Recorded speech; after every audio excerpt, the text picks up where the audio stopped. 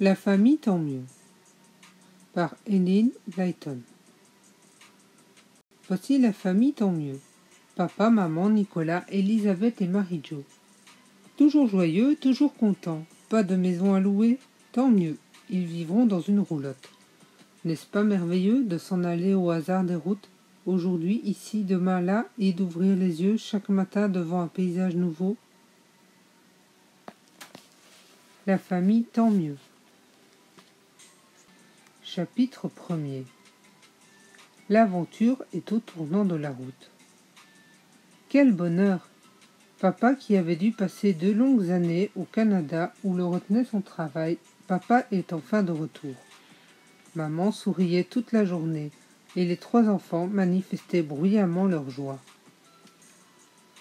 Bientôt, papa et maman parlèrent d'une question très importante, celle du logement. Jusqu'alors, toute la famille avait habité chez Bonne Maman, mais les enfants avaient grandi et l'appartement de Bonne Maman était devenu trop petit. « Tant mieux !» s'écria papa. « Pourquoi tant mieux ?» demanda maman. « Parce que nous allons maintenant avoir une maison bien à nous. »« Où cela ? Je ne sais pas encore. Nous allons chercher. » Nicolas, l'aîné des enfants, s'exclama avec enthousiasme. « Une petite villa sensationnelle à la campagne, qui s'appellera les Cerises, ajouta sa sœur Marie-Joëlle. La plus jeune, Elisabeth, que toute la famille avait surnommée Tournette, proposa « Et nous garderons les vaches ». Papa se mit à rire. « Nous allons essayer de faire plaisir à chacun. » Ils essayèrent. On leur indiqua des maisons par ici, des villas par là, mais quand ils les visitaient, aucune ne leur plaisait. « Eh bien, qu'allons-nous faire ?» demanda maman. « Nous ne pouvons pourtant pas encombrer plus longtemps bonne maman. » C'est alors qu'ils découvrirent une ravissante petite demeure couverte de roses. Elle était construite sur une colline d'où l'on avait une très belle vue. « Voilà ce qu'il nous faut, » pensa maman. Mais hélas, elle coûtait très cher, et papa n'avait pas assez d'argent pour l'acheter. Aussi, n'était-on pas plus avancé. Sur le chemin du retour, après cette dernière visite, chacun se sentait plutôt découragé. « Nous n'aurons jamais de chez nous, » soupira maman. Elle semblait si triste que papa l'embrassa et lui dit pour la réconforter « Ne perdons pas tout espoir. La maison de nos rêves nous attend peut-être au prochain tournant. » Sur le chemin du retour, chacun se sentait plutôt découragé. « De telles choses n'arrivent pas, » répondit maman, mais elle sourit quand même. « Je me demande ce qu'il y a au prochain tournant, » intervint Marie-Joëlle.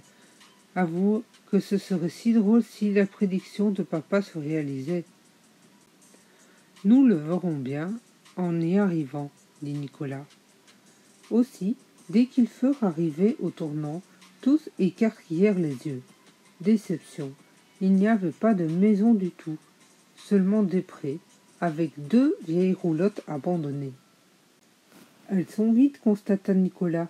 « Papa, tu permets que j'aille les voir ? Je n'ai jamais examiné une roulotte de près. » Les 3 enfants escaladèrent la barrière qui clôturait le pré, tandis que leurs parents s'y accoudaient pour les attendre. Elisabeth arriva la première. « Il y a des marches pour monter, » cria-t-elle. « On y va ? Il n'y a personne. » Mais les portes étaient fermées à clé. Impossible d'entrer.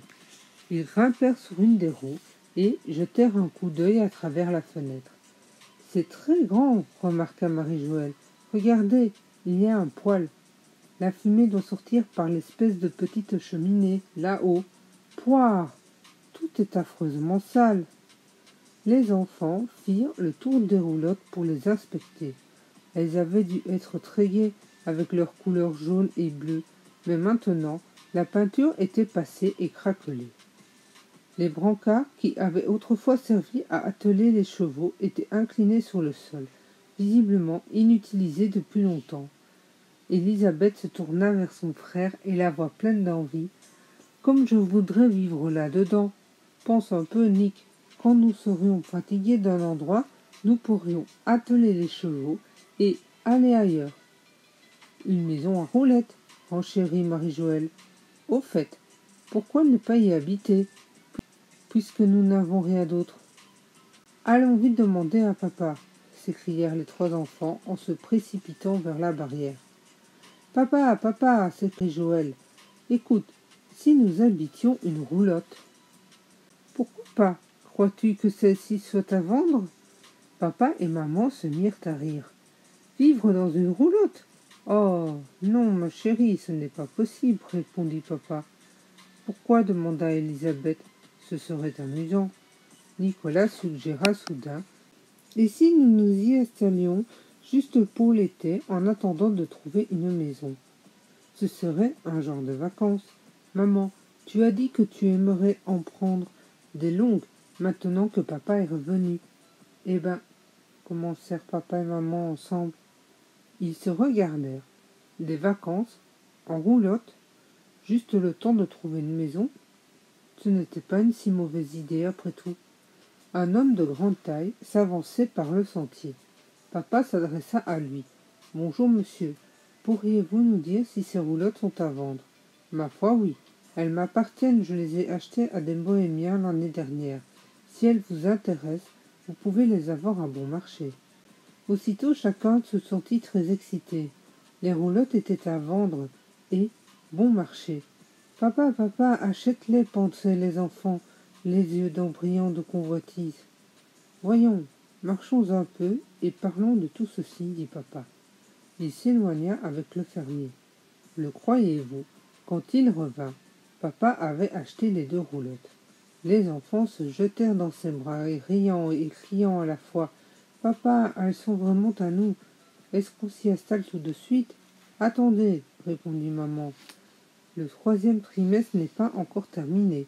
Cela va vous faire quitter l'école un peu plus tôt. Il faut que je demande à votre directeur l'autorisation de vous faire travailler moi-même pendant le mois de juin. D'ailleurs, dit papa, il faut d'abord nettoyer, réparer et repeindre la roulotte. Voilà de quoi nous occuper. Allons, vite, au travail, s'exclama Nicolas. Vous voyez comment tout s'arrange, dit papa avec un large sourire. Nous réussissons pas à trouver une maison, tant pis. Et voilà que nous découvrons 2 roulottes. Tant mieux. Quand je vous disais que la maison de nos rêves nous attendait peut-être au tournant de la route, nous serons la famille à roulettes, s'écria Marie-Joëlle enchantée. Mieux que cela, décida papa. Nous serons la famille, tant mieux.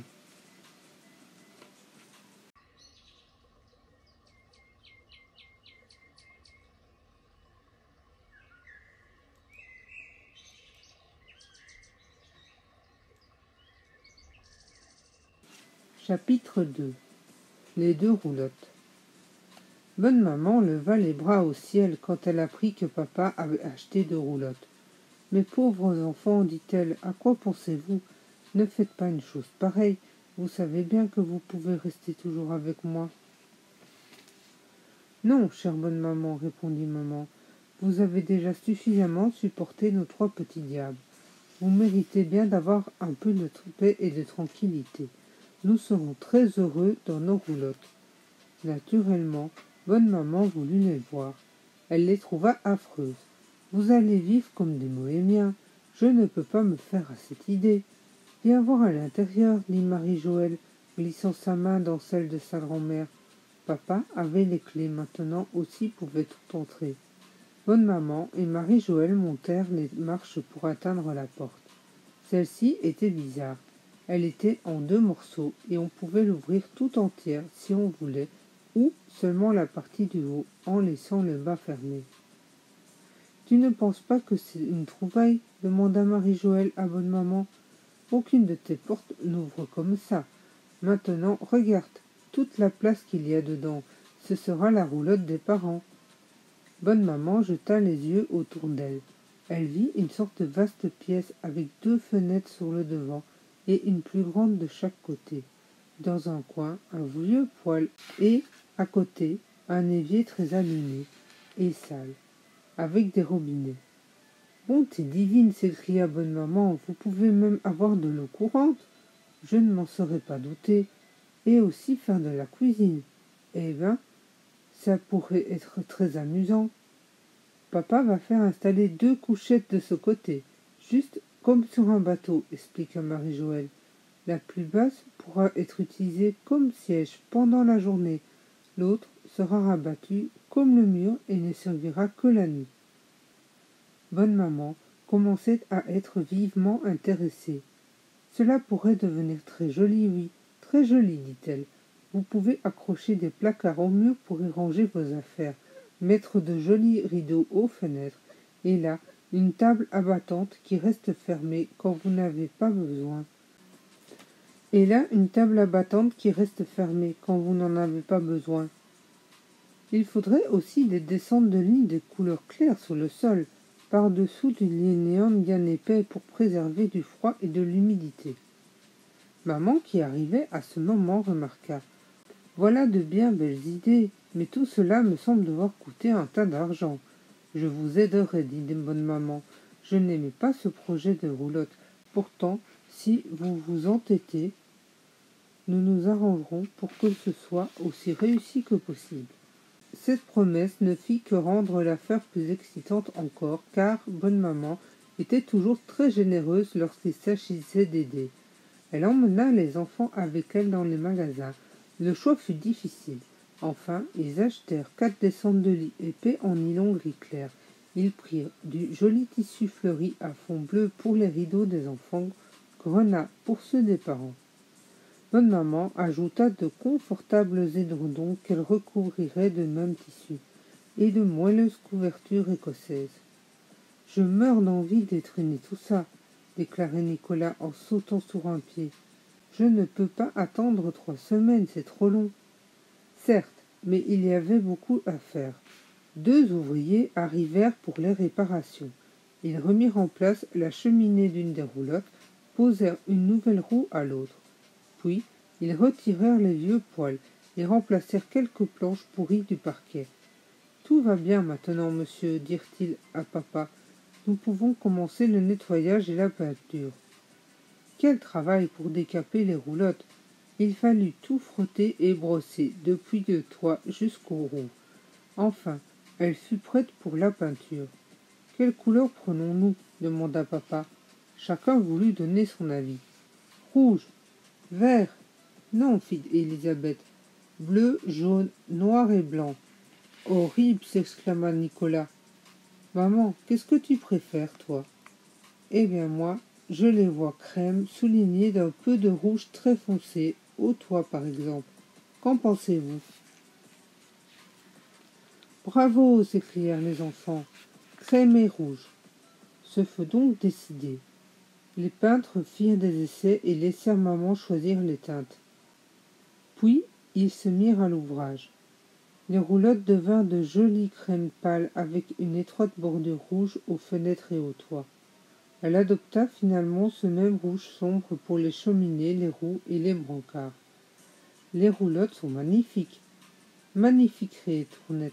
« Papa, maman, n'est-ce pas que ce sont les plus agréables maisons du monde ?»« Il faudra les habiter avant de pouvoir le dire, » répondit maman en riant. « Maintenant, il nous manque encore les poêles et les lavabos, qui doivent être prêts demain. » Le jour suivant, les ouvriers installèrent dans la roulotte des parents un petit évier ravissant, puis un fourneau servant à la fois de cuisinière et de moyen de chauffage. Dans celle des enfants, ils posèrent un amour de lavabo, mais un simple poêle. Les ouvriers installèrent un amour de lavabo.